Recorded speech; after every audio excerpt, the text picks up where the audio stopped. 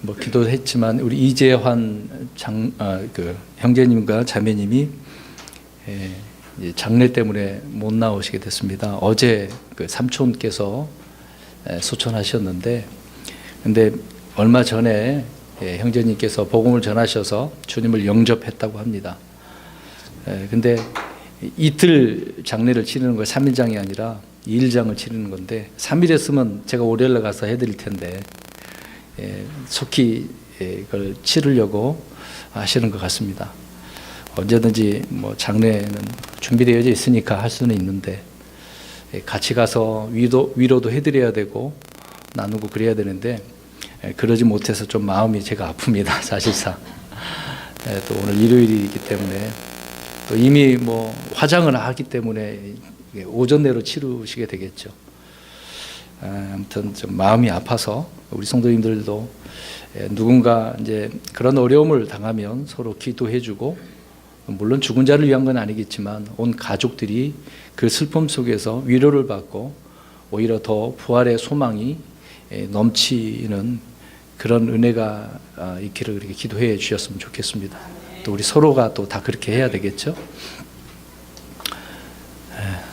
오늘 요한복음 강의 계속해서 하고 있습니다. 이제 20번째인데요. 지난주에 이어서 스스로 할 수 없느니라 이제 두 번째 시간을 우리가 살펴보려고 합니다. 주님께서는 자신에 대해서 지금 우리가 5장 살펴보지 않습니까? 5장에서 두 번이나 이제 반복을 하셨습니다. 그 내용이 나는 아무것도 스스로 할 수 없노라 19절과 30절에 말씀하고 있는 거죠. 오늘 30절에 그렇게 말씀 또 하고 있습니다. 주님은 자신의 능력과 또 그 위엄과 영광을 충분히 드러낼 수 있고 그런 자격이 있는 건 아닙니까? 드러낼 수 있는 그런 자격이 있음에도 불구하고 나는 아무것도 스스로 할 수 없노라 그렇게 말씀하셨습니다. 주님은 직접 또 보는 것, 본 것들 또 들은 것 외에는 그래서 말씀하지 않으신다고 언급을 하고 계시는 거죠. 근데 어떻게 보면 주님은 너무 이렇게 자아가 없는 게 아닙니까? 그런 말을 할 수도 있어요. 이제 그렇게 보이죠. 사람은 스스로 무엇을 하려는 자아의지를 가지고 있어서 우리가 굉장히 나는 할 수 있다 이제 그런 의지를 많이 말들을 하고 행동을 하죠. 그러나 우리 주님은 철저히 자아를 부인하는 그런 의지를 가지고 있다는 것입니다.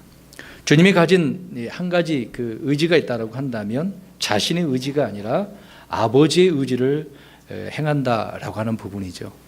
이런 의지를 우리에게 말씀해 주고 있습니다. 또 이 의지는 십자가에서 못 박히시기 전에 하신 그 기도에 있어서 잘 나타나 있습니다. 제가 읽어 드릴게요. 누가복음 22장 42절 말씀인데, 이르시되 아버지여 만일 아버지의 뜻이거든 이 잔을 내게서 옮기시옵소서. 그러나 내 뜻이 아니었고 오직 아버지의 뜻이 이루어지기를 원하나이다 하시니. 겟세마네 동산에서 이런 기도를 주님께서 하시지 않았습니까? 그러나 자기 의지를 내려놓고 자기 뜻은 내려놓고 아버지의 뜻이 이루어지기를 바라는 주님의 기도 내용에서 분명히 알 수 있죠. 주님은 자신의 의지를 오직 이런 한 곳에만 집중을 지금 하고 있는 것입니다. 아버지의 뜻을 행하는 것이 유일한 자기의 의지다라고 말씀하고 있는 것이죠. 이렇게 주님은 철저히 하나님 아버지를 의존하고 계신다는 것을 알 수 있습니다. 이것은 주님께서 무능력해서가 아니죠.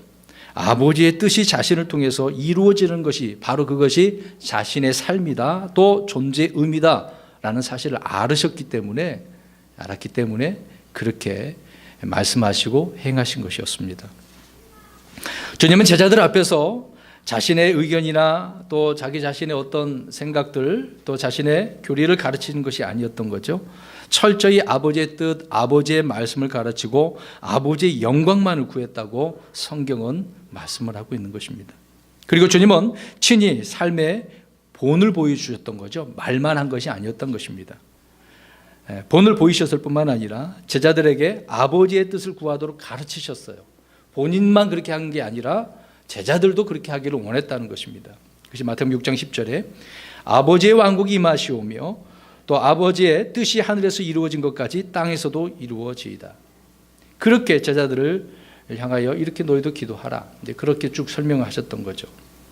또 마태복음 7장 21절에 내게 주여 주여 하는 자가 다 하늘의 왕국에 들어가지 아니하고 오직 하늘에 계신 내 아버지 뜻을 행하는 자라에 들어가리라.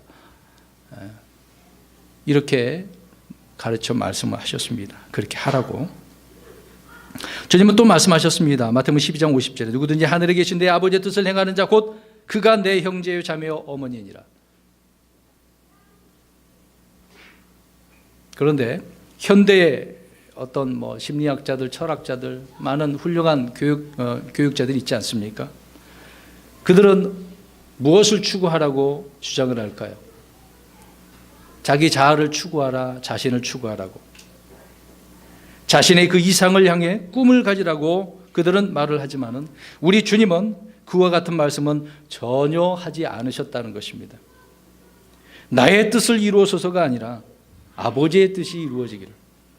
그런 예를 우리에게 말씀해 주고 있는 거죠. 주님께서 자신을 십자가에서 내어주신 것도 아버지의 뜻이었다라고 말씀을 하고 있습니다. 갈라디아서 1장 4절에 그분께서 하나님 곧 우리 아버지의 뜻에 따라 이 악한 현 세상에서 우리를 건지시려고 우리의 죄들로 인하여 자신을 주셨으니. 주님이 말씀하시고 행하신 것 가운데 아버지의 뜻이 아닌 것이 없었다라고 말씀해 주고 있는 것이죠. 그러나 오늘날 많은 성도들은 아버지의 뜻이 아니라 자기 자신의 뜻, 또 아버지의 소원이 아니라 자기의 소원, 또 우리 아버지 하나님의 그 영광이 아니라 자기의 영광, 또 아버지의 유익이 아니라 자기의 유익을 구하는데 전력을 다하고 있는 거죠. 많은 사람들이 그렇게 하고 있습니다. 자기라고 하는 것은 이 자기라고 하는 것 이게 부인되어야 하는 것이고 또 낮춰야 되는 거 아니겠습니까? 그래서 십자가에 못 박혀야 함을 우리는 알 수 있습니다. 물론 십자가에 주님과 함께 못 박혔지만 또 못 박혀 있다라고 이야기하고 있는 거죠. 나는 스스로 아무것도 할 수 없노라는 주님의 말씀은 우리가 어떻게 살아가야 하는지에 대한 하나의 아주 중요한 단어가 되어지는 것입니다. 사도 바울은 이렇게 이야기합니다. 고린도전서 10장 24절에 아무도 자기 것을 구하지 말고 각각 다른 사람이 잘 되기를 구하라. 보세요. 바울도 자기 것 구하지 말고 다른 사람의 것이 잘 되기를 바란다. 또 고린도전서 10장 33절에도 곧 많은 사람이 구원을 받도록 내가 내 자신의 유익을 구하지 아니하고 그들의 유익을 구하면서 철저히 바울은 다른 사람들이 잘 되기를 바라고 그들에게 진정한 주님의 유익이 있기를 그들에게 유익을 구하며 이렇게 복음을 전했다는 것을 알 수가 있습니다. 자기 육신을 위해서 심어도 그래서 그러한 자들은 얻을 수가 없는 거죠. 나 자신을 위해서 그렇게 심으면. 갈라디아서 6장 8절에 자기 육신에게 심는 자는 육신으로부터 썩는 것을 거둔다 라고 말씀하고 있습니다. 많은 것에서 우리는 우리의 삶 가운데에 썩는 것을 거두는 그런 일들이 너무도 많다라고 하는 것이죠. 그래서 우리는 우리 주님처럼 우리 자아를 내려놓아야 되는 것입니다. 또 오히려 미워해야 되는 거죠. 나 자신이 왜 이렇게 못됐어? 나 자신은 정말 구제불능이야. 그렇게 미워해야 되는 것입니다. 자기 생명을 사랑하는 자는 그래서 구원을 또 얻을 수 없는 거죠. 요한복음 12장 25절에 또 마가복음 8장 35절에 말씀을 하고 있습니다. 잠깐만 읽을게요. 누구든지 자기 생명을 구원하려 하는 자는 그것을 잃되. 그래서 미워해야 된다고 성경은 말씀을 하고 있는 것입니다. 여러분, 주님께서 제자가 되려고 하는 그런 자들에게 제자의 그 요건을 말씀해 주지 않았습니까? 그 구절을 우리 한번 볼까요? 마태복음 16장 24절. 우리는 이 구절을 잘 알고 있습니다. 잘 사용하고 있습니다. 그런데 이것이 우리의 삶 가운데 안 되는 일들도 많이 있습니다. 마태복음 16장 24절. 시작. 그때 예수님께서 자기 제자들에게 이르시되 어떤 사람이 나를 따라오려거든 자기를 부인하고 자기 십자가를 지고 나를 따르니라. 우리는 주님을 따르는 자들입니다. 그런데 이 말씀처럼 자기 십자가를 지고 자기를 부인하며 주님을 따르고 있는가? 대부분 나 자신을 우리가 부인 안 하고 주님을 따라가려고 하는 경우가 많다는 것이죠. 여기 제자의 요건, 제자도에서 가장 중요한 요건이 뭐 능력이, 뭐 힘이 있고 돈이 많고 그런 문제가 아니죠. 뭐라고 이야기하고 있는 것입니까? 자기를 부인하는 것. 또 왕국에서 가장 큰 자가 누구인지 아십니까? 많은 일을 한 사람일까요? 뭐 인류의 평화를 위해서 공헌한 사람. 우리나라 뭐 북한하고 지금 서로 같은 민족이지만 이런 옛날에는 총칼을 겨눈다고 그러지 미사일을 겨누고 있는 거죠. 지금의 입장에서 보면은. 근데 그런 것을 가지고 이제 중재를 하는 사람, 뭐 땅을 정복을 해서 알렉산더처럼 많은 땅을 가지고 어떤 권력을 가지고 있는 사람, 아니면 저 아프리카의 어려운 사람들을 위해서 헌신하는 뭐 슈바이처나 테레사 수녀처럼 그런 사람일까요? 왕국에서 가장 큰 자. 우리 마태복음 18장 4절에 읽어봅니다. 이런 것과 전혀 상관이 없다라고 이야기해 주고 있어요. 마태복음 18장 4절 시작. 그러므로 누구든지 이 어린아이처럼 자기를 낮추는 자 곧 그가 하늘의 왕국에서 가장 큰 자니라. 왕국에 대한 부분입니다. 하나님의 왕국도 하늘의 왕국이 있는데 왕국에 대한 부분은 바로 이것이죠. 어린아이처럼 자기를 낮추는 자라고 말씀을 하고 있습니다. 여러분, 높아지는 방법과 크게 되는 방법 아주 간단하잖아요. 큰 사람 되려면, 큰 믿음을 가지려면 자기 자신을 낮추면 된다라고 말씀을 하고 있는 것입니다. 예수님께서 나는 스스로 아무것도 할 수 없다. 여러분, 온 세상에서 온 우주에서 가장 높으신 분이 누구십니까? 하나님이시죠. 그러면 가장 낮은 자는 누구일까요? 예수님. 오늘 본문에 예수님 낮추셔도 예수님. 하나님처럼 높은 자리에 올라가고 싶은 자가 누구예요? 루시퍼 사탄이죠. 근데 가장 낮은 자가 마귀입니다. 여러분, 왜 마귀는 이제 낮은 자라고 이렇게 표현할까? 이제 낮아지게 된 거죠. 왜? 어떻게 하였기 때문에. 이사야서 14장을 보면 자기를 어떻게 했어요? 높였기 때문에. 그래서 내가라고 하는 말들이 14장에 연거품 여러 번에 걸쳐서 나오죠. 특히 13, 14절에 3번이나 4번이나 이렇게 나오네요. 5번이네요. 주님은 스스로 아무것도 할 수 없다라고 이렇게 말씀하고 계시는데 마귀는 어떻게 하고 있어요? 나는 스스로 다 무엇이든 할 수 있다라고 말을 하고 있는 것입니다. 주님은 제자들에게 그래서 한 가지 사실을 말씀하고 계시죠. 우리 요한복음 15장 5절 가서 읽겠습니다. 중요한 부분입니다. 늘 우리 자신들이 이 말씀을 토대로 해서 우리 주님처럼 나는 아무것도 할 수 없다라고 고백을 해야 되겠죠. 우리 읽어봅니다. 15장 5절 시작. 나는 포도나무요 너희는 가지니라. 사람이 내 안에 거하고 내가 그 안에 거하면 바로 그 사람은 많은 열매를 맺나니 나 없이는 너희가 아무것도 할 수 없느니라. 주님께서도 이런 분이신데 우리를 향하여 나 없이는 안 돼. 근데 사람들이 어때요? 예수님이 없어도 할 수 있다고 된다고. 나 없이는 너희가 아무것도 할 수 없다. 이것이 저와 여러분의 현재 믿음의 상태가 되어야 된다는 것입니다. 흔히 그리스도인들은 믿음으로 모든 것을 할 수 있다라고 하는 사실을 믿지 않는 그런 부분도 있습니다. 그렇게 믿어버리면 좋은데 나 없이는 너희가 아무것도 할 수 없다는 말씀도 거의 믿지 않은 그런 분도 많은 거죠. 그래서 영적 생활을 제대로 영위하지 못하는 것입니다. 이 사실을 우리가 믿을 때 우리는 중요한 진리의 말씀을 하나 더 우리가 알게 될 것입니다. 빌립보서 4장 13절, 마가복음 9장 23절인데요. 마가복음 9장 23절 보겠습니다. 희한하잖아요. 나는 아무것도 할 수 없어. 능력이 없어. 그런데 어떤 일이 벌어진 줄 아십니까? 마가복음 9장 23절입니다. 시작. 예수님께서 그에게 이르시되 내가 만일 믿을 수 있거든 믿는 자에게는 모든 것이 가능하니라. 아니 주님께서도 나는 아무것도 할 수 없다, 수술할 수 없다, 또 우리도 그렇게 해야 된다고 하고 있는데 이러한 자들에게 지금 어떠한 일이 벌어집니까? 모든 것이 가능한 일이 벌어지네요. 한 구절도 봅니다. 빌립보서 4장 13절. 주님께서 우리를 어떻게 하시니까?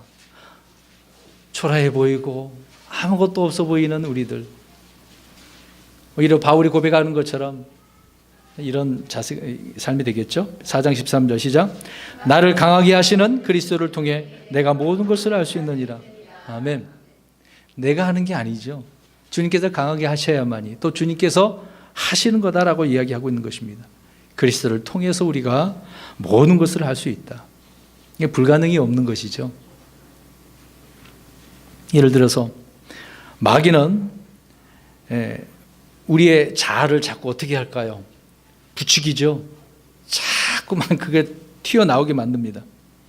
그래서 하나님 없이 무엇인가를 할 수 있다라고 하는 그런 잘못된 생각들을, 망상을 불어 넣어주는 거, 심어주고 있는 겁니다. 그래서 할 수 있다, 나는 할 수 있다, 막 이게 주문을 외우게 하는 거죠. 이러한 말들은 옳지 않은 말입니다. 심각하게 표현해서 저주의 문구라고 표현할 수가 있겠죠. 근데 이렇게 표현하니까, 이런 말을 하면 세상 사람들은 제가 이렇게 말을 하니까 저보고 막 비난할 겁니다. 미친놈이라고 할 수도 있을 거예요. 왜 우리에게 의지가 있고 힘을 다하면 할 수 있는데. 작년인가요, 재작년인가요? 올림픽에서 그 펜싱, 나는 할 수 있다, 할 수 있다. 그래서 그 말을 가지고 교회에서 얼마나 많은 설교했는지 아십니까? 여러분 유튜브 한번 보세요. 그 운동선수가 말한 것 가지고 설교 제목으로 삼아갖고 얼마나 많은 사람들에게 자아를 불어넣어 줬겠습니까? 오늘 예수님은 지금 그렇게 안 하고 있잖아요. 나는 스스로 아무것도 할 수 없다. 그러나 그리스도를 통해 나는 모든 것을 할 수 있다라고 하는 이 말씀이 진리인 건 아닙니까? 나는 아무것도 할 수 없다는 것은 무능력한 사람의 넋두리 그런 게 아니죠. 내 안에서 뜻을 두시고 행하시는 하나님을 전적으로 의지한다는 가장 아주 적극적인 그런 믿음의 상태, 가치관이라고 우리가 표현할 수 있습니다. 우리는 포도나무에 붙은 가지인 것을 명심하고 주님께 모든 것을 맡기고 주님이 내 안에서 일하시도록 일하는 그런 성도가 될 때 놀라운 일들을 행할 수 있다는 것입니다. 믿으십니까? 그래서 나는 아무것도 스스로 할 수 없다. 이런 고백이 있어야 됩니다. 그럼 한 절씩 살펴봅니다. 31절입니다. 내가 만일 내 자신에 대하여 증언하면 내 증언은 참되지 아니하니라. 자, 이 말씀 읽은 대로 자기가 자신에 대해 증언한다면 증언이 아니라는 거죠. 누가 인정해 주겠습니까? 나는 이렇게 말하는 것이 옳다라고 한다면 말이 안 되는 거죠. 바리새인들도 이 부분에 대해서 말을 합니다. 예수님께서 이렇게 이야기하시니까 내가 내 자신에 대하여 증언하니 내 증언은 참되지 아니하도다. 요한복음 8장 13절에 유대인들은, 바리새인들은 이렇게 주님을 힐난한 거죠. 그러면 증인이 참되기 위해서는 성경에 어떻게 말을 하고 있습니까? 증인은 2명 내지 3명이 돼야 돼요. 2-3명이 꼭 돼야 되는 것입니다. 마태복음 18장 16절에 그러나 만일 그가 내 말을 들으려 하지 아니하거든 너와 함께 한두 사람을 데리고 가서 2-3 증인의 입으로 모든 말을 확정하라. 주님께서도 그렇게 말씀하셨어요. 근데 오늘 주님은 자기 전에 그렇게 증언하고 계시네요. 근데 자기 증언만 이야기하려고 하는 것은 아닙니다. 여러분, 이런 문제가 이 세상에서도 마찬가지 아니겠습니까? 교회에서도 마찬가지잖아요. 단독적으로 내가 뭘 하겠다 그게 아니라 교회에서 서로 간에 도의를 위해서 증인도 있고 또 인정해주고 그래야 되는 건 아니겠습니까? 고린도후서 13장 1절에 내가 이제 3번째 너에게 가려 하노라 2-3 증인의 입으로 모든 말이 확증되리라. 근데 고린도 교회에 문제가 있었으니 바울이 여러 사람들에게 이 증인을 또 이야기해주고 있지 않습니까? 성경에 이런 부분이 너무도 많아요. 또 심지어 모세 율법을 멸시한 자도 2-3 증인의 그 증인이 있으면, 증거가 있으면 그 사람을 돌로 쳐 죽여도 아무 잘못이 없어요. 유대인의 법이 그랬으니까. 하지만 우리 주님은 자신에 대해서 자기 증언뿐만 아니라 여러 증인이 있다라고 설명을 하고 있는 것입니다. 그것이 이제 31절의 말씀이고요. 계속 이어서 그 말씀을 드리겠습니다. 32절. 나에 대하여 증언하시는 다른 분이 있는데 나는 그분께서 나에 대하여 증언하시는 그 증언이 참된 줄을 아노라. 자신에 대해 누가 또 증언한다고 말씀하고 계시네요. 다른 분이 있네요. 자, 먼저 그 다음 구절을 보면 알 수가 있습니다. 33절에 누가 증언을 하고 있을까요? 첫 번째로 침례인 요한이 증언을 한 부분입니다. 침례 요한은 예수 그리스도를 하나님의 아들이라고 증언을 했어요. 33절에 사람들이 요한의 증거를 그래서 받아들인다고 한다면 예수님을 믿을 수 있는 거 아닙니까? 누군가 증언을 해줬으니까. 또 유대인들은 침례 요한이 하나님께서 보내신 자라는 것을 다 알고 있었기 때문에 요한은 여러 차례 예수 그리스도가 하나님의 아들이시라고, 또 세상 죄를 제거하는 하나님의 어린 양이시라고, 또 성령과 불로 침례를 베풀어 주실 그런 분이라고, 그래서 내가 보고 이분이 하나님의 아들이심을 증언하였노라라고 요한복음 1장 34절에 그렇게 이야기했던 거 아닙니까? 그럼에도 불구하고 유대인들이 예수님을 받아들여요? 하나님의 아들이라고 받아들입니까? 안 하고 있는 거예요. 그래서 이 증언에 대해서 주님 뭐라고 이야기하고 있어요? 34절에 그러나 나는 사람에게서 나온 증언은 받아들이지 아니야. 다만 너희가 구원을 받도록 이것들을 말하노라. 주님은 사람들에게서 나온 증언은 받아들이지 않는다. 물론 침례인 요한을 하나님께 이렇게 보내시긴 했는데도 불구하고요, 사람들이 주님을 증언할 수 없다라고 하는 부분입니다. 오해하지 말아야 됩니다. 그거 좀 들으셔야 돼요. 사람들은 아무도 주님을 제대로 증언할 자격이 없죠. 왜? 제한적이고 비상적이고. 그러나 사람을 통해 증언하게 하신 그 이유가 있겠죠. 이것을 통해서 믿고 구원을 받게 하려는 주님의 은혜가 있기 때문에. 그래서 저와 여러분들이 열심히 주님을 증언하고 있는 거 아닙니까? 사람들은 사람의 말을 듣기를 좋아하고 더 잘 믿는 경향이 있기 때문에 그래서 먼저 침례 요한을 보내서 말씀케 해주셨던 것입니다. 그럼에도 불구하고 그들은 주님을 온전히 받아들이지 못한 거죠. 두 번째로는 36절을 보십시오.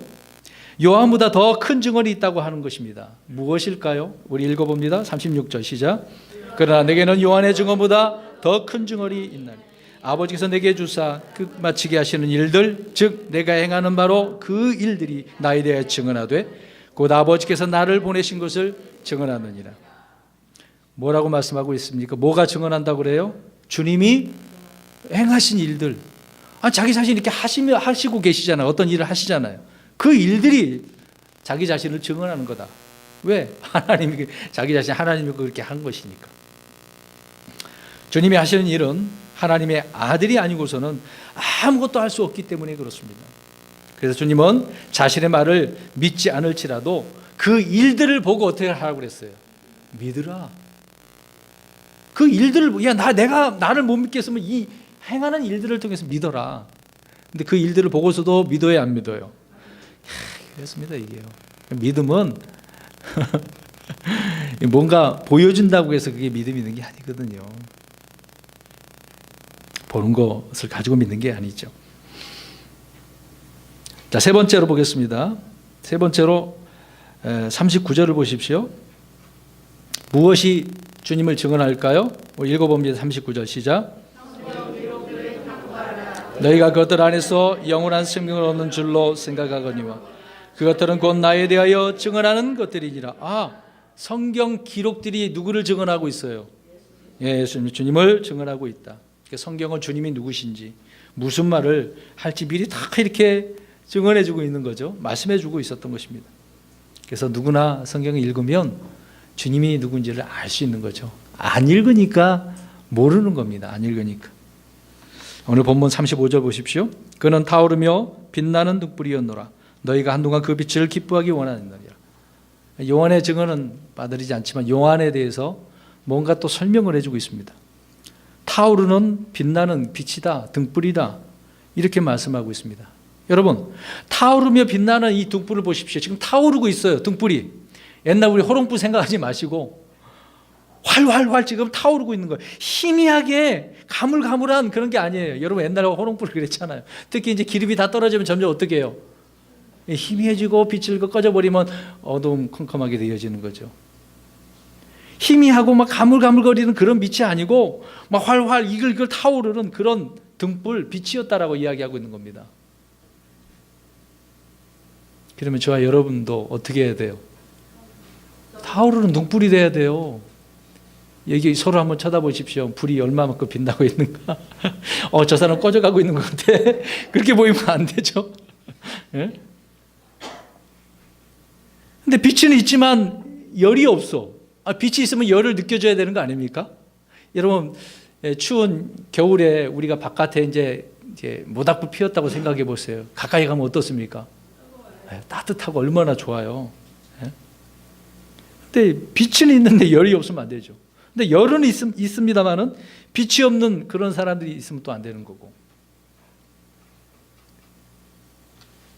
우리 안에 받은 진리를 이렇게 활활 타오르게 하지 않으면 열과 빛은 희미한 정도밖에 되지 못한다라는 것입니다. 그래서 주님께서는 우리에게 여왕과 같이 이렇게 되라고 말씀하고 있는 거죠. 누가복음 12장 35절 읽어볼까요? 누가복음 12장 35절.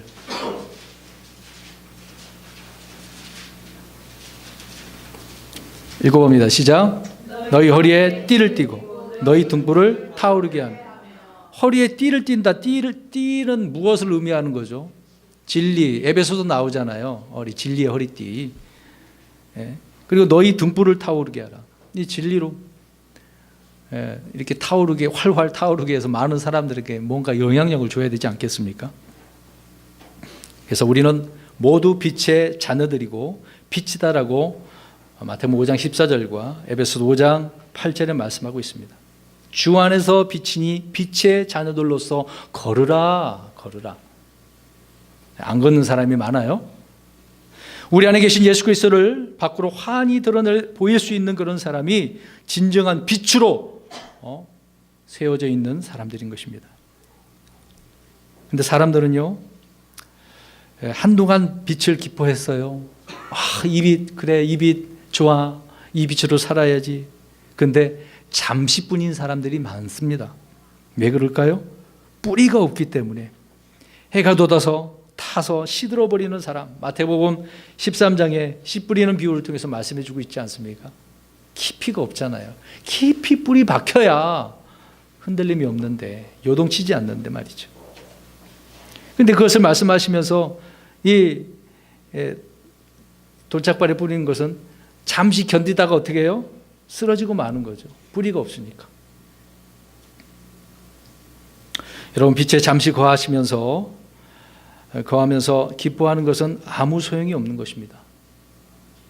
뿌리가 확고히 내리지 않으면 실족하기 마련이기 때문에 그러는 거죠. 교회도 마찬가지입니다. 교회 성장도 마찬가지예요. 여러분 보세요. 지금 우리 그나마 조금 이게 늘어서 감사한 일이지만, 나중에 우리 교회가 부흥이 돼가지고 많이 사람이 채워졌다고 생각해 보세요. 겉으로 볼 때는 야, 우리 교회 부흥됐다 이렇게 할 수도 있을 거예요. 사람이 몰려든다고 좋아하는 것은 잠시뿐입니다. 잠시뿐이에요. 이 오신 분들을 말씀으로 우리가 잘 양육받아서 그리스도의 말씀과 사랑 안에 깊이 뿌리 내려야만이 되는 것 아니겠습니까? 깊이 뿌리도 안 내리고 그냥 대충 잠깐 심었다가 조금만 뭐 거드리면 흘러 날아갈 버릴 정도로 그렇게 돼버리면 이게 문제가 있는 거죠. 그래서 저는 이런 말 좋지 않습니다. 누가 물론 잘난 것도 없지만 내세울 것도 없지만 저를 향해서 뭐가 좋다 뭐다 이렇게 표현하면 굉장히 제가 좀 거북스러워요. 그냥 말을 하니까 듣기는 하겠습니다만은 굉장히 저는 좀 좋지 않게 생각합니다. 어떤 분이 저에 대해서 좋은 이야기 하면은 저 사람은 제가 거리를 두고 생각할 수밖에 없어요. 왜? 가까이서 정말 좋습니다 그런 사람은 제일 배신할 때 앞장서서 배신한 사람이거든요. 제가 과거에 장로교 때 목사님이 그런 설교를 이와 같은 내용을 말씀해 주셨어요. 근데 그게 산 증언이었거든요.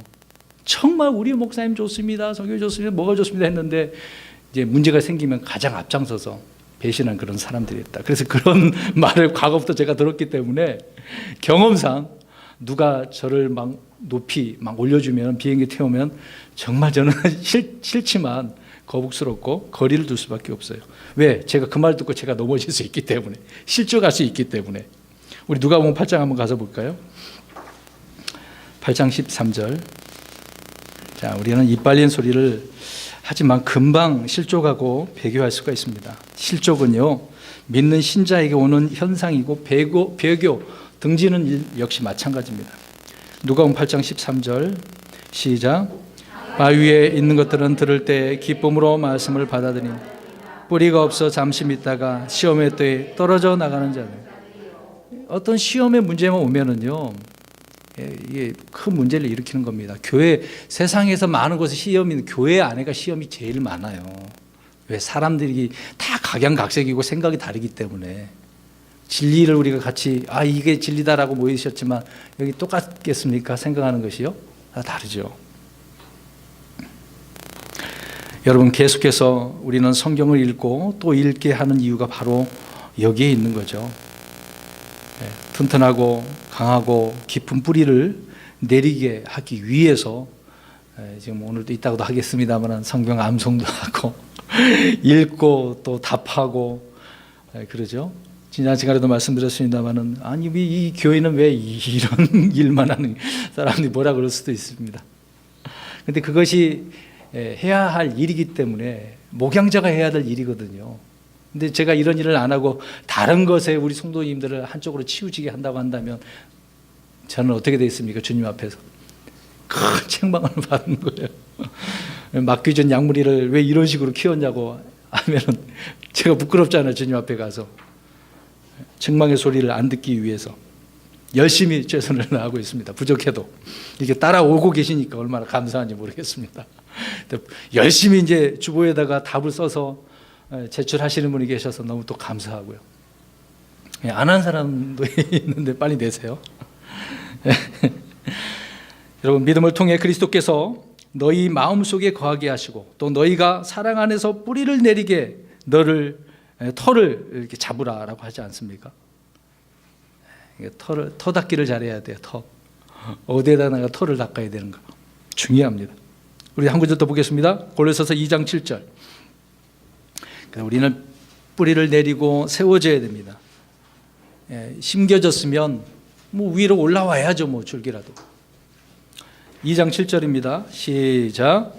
그분 안에서 뿌리를 내리고 세워지며 가르침을 받은 대로 믿음 안에 굳게 서서 그 안에서 넘치도록 감사를 드리라. 아멘. 가르침을 받은 대로 믿음 안에 서서 감사드리며, 감사할 게 얼마나 많은데요. 여러분, 지난 한 주간 동안에도 감사 많이 하셨습니까? 오늘 교회 나오셔서 이제 하셨겠지만 감사 기도도 중요한 거죠. 그런 내용이 이제 35절입니다. 오늘 본문의 36절입니다. 그러나 내게는 요한의 증거보다 더 큰 증언이 있나니 아버지께서 내게 주사 끝마치게 하시는 일들, 즉 내가 행하는 바로 그 일들이 나에 대하여 증언하듯 곧 아버지께서 나를 보내신 것을 증언하느니라. 주님이 행하신 일을 보면 누구나 주님이 하나님의 아들이시구나 그렇게 알아야 되겠죠. 사람도 하는 행동을 보면 그 사람이 어떤 사람인가를 알 수 있지 않습니까? 예수님이 행하신 일은 너무나 많아서, 너무나 많으니까 또 의심하는 사람도 있어요. 주님은 자신의 일로 자신을 입증시켜 주신 것을 우리가 알 수가 있습니다. 요한복음 10장 25절에 예수님께서 그들에게 대답하시되 내가 그들에게 말하였으나 너희가 믿지 아니하였도다. 나 말도 했고 행하는 일들을 통해서 다 말해줬지 않느냐. 그런데 믿지 않은 거죠. 여러분, 우리 주님께서 병자도 고쳐주셨죠. 죄인들에게 또 죄사함도 선포하시고 죽은 자도 일으키시고, 믿지 않을 수 없는 일들 아닙니까? 눈으로 봤는데요. 희한하지 않습니까? 침례 요한이 감옥에서 제자들을 보냈을 때 주님은 뭐라고 가서 전해라라고 했습니까? 생각이 안 나시면 안 되는데, 침례 요한이 자기 제자를 예수님 앞에 보냈잖아요. 정말 당신이 메시아입니까?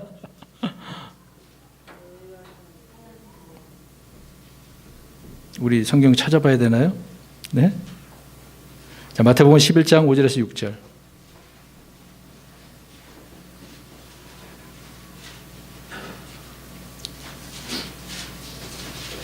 마태복음 11장 5절에서 6절. 5절 6절 시작. 곧 눈먼 자들이 시력을 받으며 다리 저는 자들이 걸으며 나병 환자들이 정결하게 되며 귀병한 자들이 들으며 죽은 자들이 일으켜지며 가난한 자들에게 복음이 선포된다 하라. 누구든지 나로 인하여 실족하지 않을 자는 복이 있도다 하시니라. 아멘.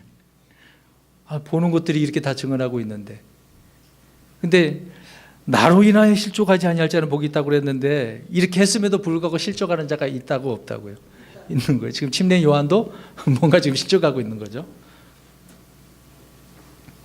이 말씀은 이사야 35장 5, 6절의 말씀을 해주고 있는 것입니다. 야, 예언에 이런 말씀이 있었는데 지금 실현되고 있지 않느냐, 그 말씀을 하고 계시는 거죠.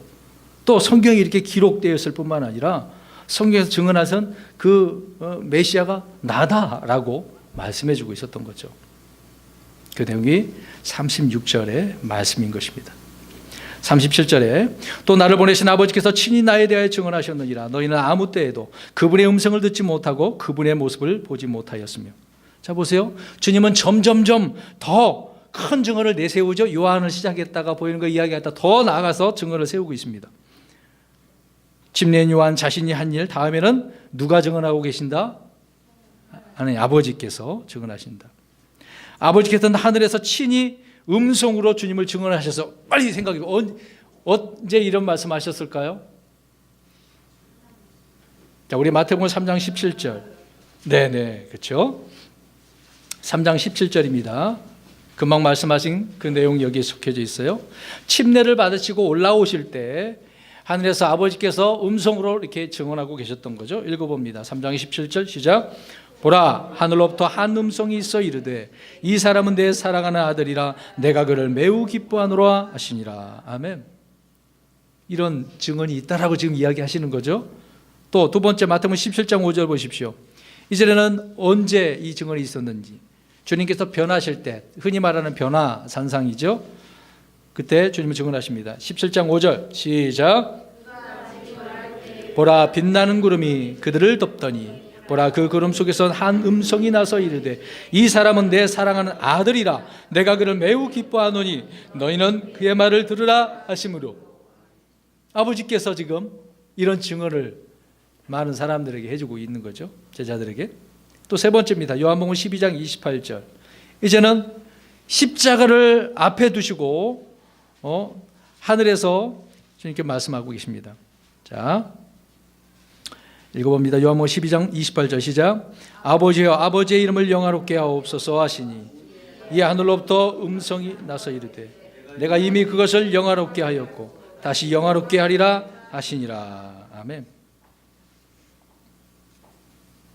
주님은 공생의 기간 동안에 이렇게 세 차례나 하늘에서 음성을 직접 이렇게 들으셨습니다. 그런데 37절에 주님은 너희는 아무 때에도 그분의 음성을 듣지 못했다라고 말씀을 하고 있습니다.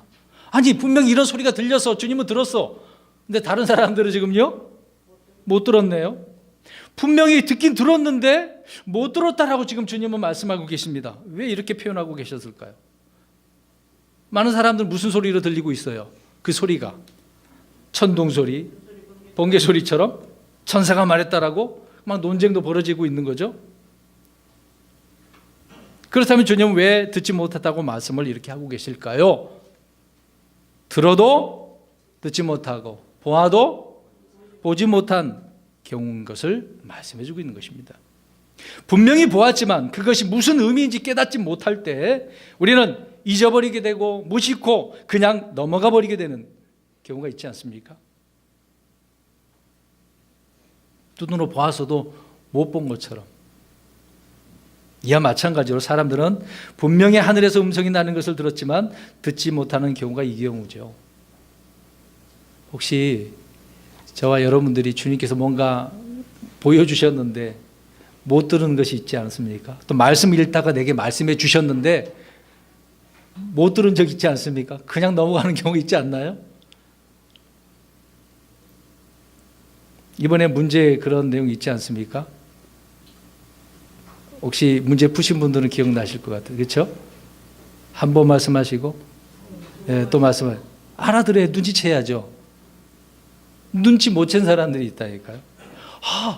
주님께 이렇게 말씀하셨구나. 빨리 눈치채서 돌이키고 주님의 말씀에 굴복당해야 되는데 그래서 자아를 못 내놓고 그것이 내가 알아듣지 못하니까 이런 일이 발생하고 있는 거죠.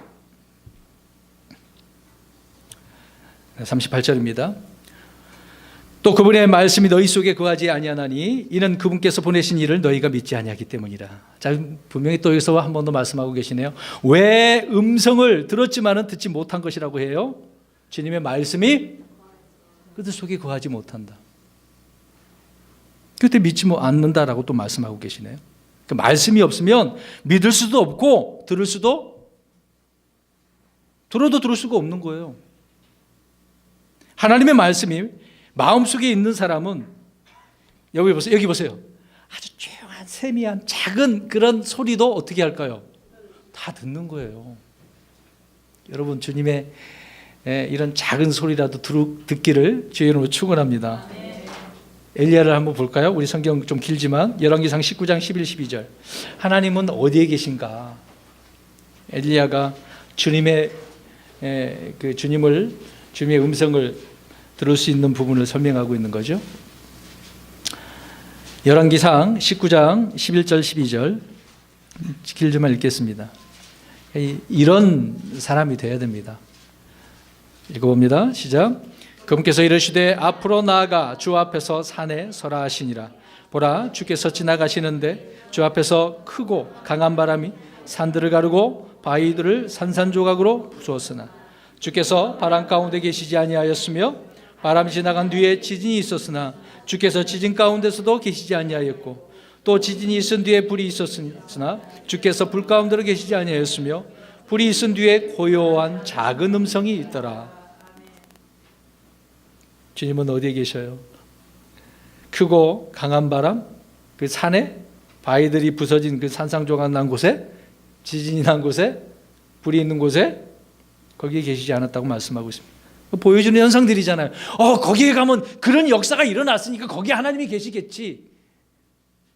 근데 주님은 주님의 계심을 어떻게 알아듣기를 원하고 계시는 거예요? 네. 주님의 음성, 작은 음성. 우리가 못 알아채는 그런 음성들이 있지 않겠습니까? 하나님의 말씀이 되겠죠. 주님의 이 세미한 음성, 작은 음성, 주님 우리에게 이렇게 이 음성으로 말씀하시는 거예요. 욥의 친구 소만 사람 엘리바스 역시 이런 체험을 했다고 욥기서 4장에서 말씀을 하고 있는 것입니다. 사무엘도 그랬어요. 이 구절 한번 볼까요? 아니, 그건 안 찾아도 될 것 같습니다. 너무 시간 또 찾으니까. 사무엘이 어린 시절에 주님께서 부르시잖아요. 근데 들었어요, 못 들었어요? 그래서 누구 찾아갔어요? 엘리 제사장 찾아가고 저를 부르셨습니까? 나 안 불렀는데. 여러 번 그렇게 하지 않았습니까? 근데 알려주잖아요. 왜 그랬다고 그랬어요? 그 당시 하나님의 말씀이 저번에 우리 다 공부했었는데 어린 사무엘에게 그 하나님 말씀이 희귀했다. 희귀. 그 희귀라는 의미 아시죠? 그 자신에게는 사무엘에게는 말씀에 대해서 모르는 게 너무 많았다는 얘기입니다. 그러니까요. 그래서 우리에게 오늘 39절에 뭐라고 말씀하고 있습니까? 이런 우리들에게, 알아듣지 못한 우리들에게 하나님의 음성을 들을 수 있는 방법이 뭐예요? 39절 읽어봅니다. 오늘 본문 5장 39절 시작.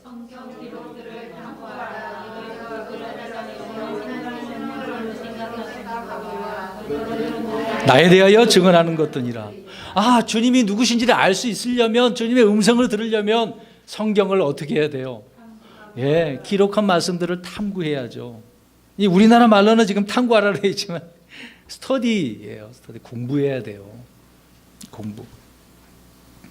성경 기록들을 찾아보라는 것입니다. 성경은 금은보화를 찾듯이 찾아야 되는 거죠. 잠언서 2장에 은을 구하는 것 같이 그것을 구하고 감춰진 보물을 찾는 것 같이 그것을 찾으면 그때 주를 두라는 것을 깨닫고 하나님 아는 것을 발견하리니. 성경 속에서 진리를 찾는 일은 많은 시간과 노력이 필요로 하고 있는 것입니다. 그래서 우리가 지금 이런 일을 하고 있는 거예요. 여러분 한 주간 동안 어떻습니까? 비록 7장밖에 안 읽고 있지만 어떤 분은 답만 쓰고 그냥 안 읽는 분들 있을 수도 있어요. 근데 그럼에도 불구하고 또 읽고 또 읽는 분들 있을 거예요. 그럴 때 어떻습니까? 이런 말씀이 나에게 깨달음을 주는 경우가 있지 않습니까? 있죠? 없으면 안 되는 일이에요. 그래서 이런 일들이 필요한 겁니다. 주님의 도우심과 성령님의 그 인도하심이 우리에게 이렇게 필요로 하는 거죠. 근데 문제는요, 성경을 빠지지 않고 열심히 읽었는데 그렇게 해야 되는 건데 진리에 이르지 못한 사람들이 있어요. 진리에 이르지 못한 사람. 항상 배우나 진리에 이르지 못한 사람이 있어요. 희한하지 않습니까? 여러분 성경을 우리가 꾸준하게 그렇게 읽어야 됩니다. 읽고 또 읽고 또 읽고 또 읽고 그러면 성경이 저와 여러분에게 주는 그 유익을 우리는 확실히 알고 깨달을 수 있게 되어지는 거죠. 우리는 모두 성경을 읽으라는 명령을 받았습니다. 그래서 날마다 그렇게 읽고 묵상하고 우리 눈이 성경에 집중하고 있어야 되는 거겠죠. 에스라는 이런 부분 속에서 어떻게 하고 있는지 볼까요? 에스라 7장 10절입니다. 에스라 7장 10절입니다. 에스라 그러니까 우리랑 상관없는 사람 아닙니까? 그게 아니죠. 다 우리에게 교훈을 주고 있는 말씀입니다. 에스라 7장 10절입니다. 시작. 이는 에스라가 주의 율법을 구하고 그것을 행하며 이스라엘에서 법규와 판단의 법도를 가르치려고 자기 마음을 예비하였기 때문이더라. 이유가 있네요. 자기뿐만 아니라 백성들을 가르치기 위해서 구했다고 하지 않습니까? 하나님께 또 알게 해주시니까 깨닫게 해주시니까 가르치게 되어지는 거죠. 이것이 제사장의 본분이고 특권이었습니다. 유대인들에게 있어서는요. 여러분 제사장 에스라와 같이 이런 자기 마음을 예비할 수 있는 사람이 되어야 됩니다. 그래서 그렇게 예비해서 주의 말씀을 연구하고 행하며 가르치는 사람이 되기를 주의 이름으로 축원합니다. 그래서 행하기 위해서 연구하는 거잖아요. 그렇게 살기 위해서. 그냥 지식만 추가하는 것이 아니라. 근데 제사장은 성경 연구를 하지 않으면 어떻게 될까요, 여러분? 제사장은 제사만 지내는 사람 아닙니까? 그렇게 생각할 거예요. 근데 보세요. 제사 집례를 하려면 제사장은 뭘 알아야 돼요? 왜 제사법을 알아야 돼? 율법을 알아야 되잖아요. 성도들이 이제 유대인들이 백성들이 무엇을 가져오면 제대로 안 하면은 말씀대로 알려줘야 되는 거 아니겠습니까? 우리 9절 한번 볼까요? 호세아 4장 6절. 자, 제사장의 일을 올바로 감당하지 못하면 하나님께서는 제사장 되지 못하게 하신다고 말씀하고 있습니다. 읽어봅니다. 호세아 4장 6절 시작. 내 백성이 지식이 부족함으로 망하는도다. 내가 지식을 거부하였으므로 나도 너를 거부하여 내가 나를 위해 제사장이 되지 못하게 할 것이요 내가 내 하나님의 율법을 잊었은즉 나도 내 자녀들을 잊으리라. 아멘. 하나님께서는 이스라엘 백성들과 철저히 그런 언약의 관계이고 특히 제사장의 문제에서도 그렇죠. 하나님께서는 특별히 레위의 그 지파 사람들 가운데 제사장을 세운 거 아니겠습니까? 근데 제사장이 일을 이렇게 하지 않으면 특히 율법을 알지 못하면 안 되는 거잖아요. 제사장이 되지 못하게 한다고 말씀하고 있습니다. 그럼 저와 여러분은 제사장이에요, 제사장이 아니에요? 우리는 어떤 제사장이라고 말씀하고 있습니까? 만일에 왕 같은 제사장, 만인 제사장, 왕 같은 제사장으로 삼으셨다고 말씀하고 있는 거죠. 이스라엘의 제사장들이 입술에 지식이 없으면 그래서 아무것도 아니다라고 성경은 말씀하고 있는 것처럼 우리 그리스도도 마찬가지입니다. 우리는 왕 같은 제사장인데 말씀이 없으면 소금이 무엇을 잃어버린 것 같은 거예요? 짠맛을 잃어버리는 거예요. 짠맛이 나야죠. 그리스도인의 그 맛이 나야 되는데 맛이 안 나갖고 싱거 여기 혓바닥 딱 한번 묻혀보세요. 혓바닥에 자기 손가락 무슨 맛이 나요? 안 하시네. 더럽나요? 일부러 제가 맛보라고 하신 거예요. 무슨 맛 나나? 짠맛 나나요? 여러분, 그리스도인의 향기와 그 맛이 나야 됩니다. 안 나면 빛을 잃는 거예요, 그 사람은. 우리는 꾸준히 성경을 찾아보고 읽고 암송하는 습관을 가져야 되는 거겠죠. 어릴 때부터 성경을 탐구했던 디모데를 우리가 생각해야 되지 않겠습니까? 디모데에게 바울이 뭐라고 그랬어요? 내가 누구에게서 배운 것을 알며. 누구한테 배웠을까요? 어머니와 자기 외할머니. 참 어렸을 때부터 그런 교육을 했던 것이죠. 우리 자녀들이 있습니다. 하나님 말씀으로 잘 가르쳐야 됩니다. 지금 세상 교육이 하나님의 말씀과 반대되는 그런 교육들 얼마나 많아요. 진화론 가르치죠. 창조 안 했다 그러죠. 예? 무슨 그런 게 다 있어. 신이 없다라고 가르치잖아요. 또 심지어 신학교에서는 처음부터 완벽한 성경은 없다라고 가르칩니다. 이렇게 하고 있는데 제대로 가르쳐야 되겠죠. 그것이 39절이었고요. 40절입니다. 그러나 너희는 생명을 얻기 위해 내게 오기를 원치 아니하는도다. 바로 이것입니다. 성경을 탐구하지 않은 자들의 결과죠. 결과. 제대로 안 보는 거예요.